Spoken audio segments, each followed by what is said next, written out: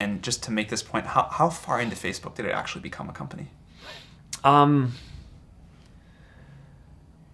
don't know. I think it became a formal Delaware company when Peter Thiel invested about 6 months in. When we were first talking to Peter about raising money, Dustin and I were very clear with him that we were planning on going back to school. Right? I mean, I started Facebook when I was a sophomore. We took the summer off, right? No classes over the summer. We were working on it. And then, our stated game plan was to go back to school in the fall and continue working on it then, but not like sit in an office and work on it full time. And Peter was just kind of like, all right, sure you are. I guess he knew better than we did. You think he just believed that you weren't actually going to go back to school? He must have. I mean, you'd have to ask him. But yeah. I will. We're interviewing him in this series. I will there ask you go. that question. So I think he would probably say that he knew that we were not going to go back to school or believed that he could talk us out of it. But he didn't have to. It was pretty clear that the amount of work was just growing so quickly. But we actually didn't drop out immediately. We told Harvard that we were taking one semester off. And then we told Harvard that we were taking another semester off, and then a year off. And then after that, we kind of decided we weren't going back. Speaking of Peter, and sort of a closing question, what's the best piece of advice he ever gave you? I think Peter was the person who told me this really pithy quote that in a world that's changing so quickly, the biggest risk you can take is not taking any risk. And I really think that that's true, right? I mean, a lot of people, I think that, whenever it comes to, whenever you get yourself into a position where you have to make some big shift in direction or do something, there are always people who are going to point to the downside risks of that decision. And locally, they're maybe right? I mean, for any given decision that you're going to make, there's upside and downside. But in aggregate, if you are stagnant and you don't make those changes, then I think you're guaranteed to fail, right? And not catch up. So to some degree, I think it's really right that over time, the biggest risk that you can take is to not take any risks.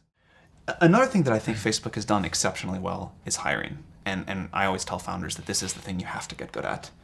So how have you hired your team, and what do you look for when you bring people on? If you think about it, I started the company when I was 19, right? So I can't institutionally believe that experience is that important, right? Or else I would have a hard time reconciling, myself, right? And the company. So, we invest in people who we think are just really talented, even if they haven't done that thing before. And, that applies to people who are fresh out of university, as well as, people like, the CFO who took the company public had not taken a company public before, right? And a lot of his background was in, production, development at Genentech before. So, just focus on really talented people. And so if you don't have the experience to look for, how do you assess someone's raw talent? Well, often you can tell from different things that they've done, right? So it's not that, obviously everyone's done something, right? I mean, even if you're 19, right, you've done side projects and interesting stuff, and I think what's important is not to believe that someone has to have specifically done the job that they're going to do in order to be able to do it well. One of the things that I think we've done well is just given the people at the company a lot of opportunity, right? So, it's not just me who started when I was 19 and now, I'm running this big company.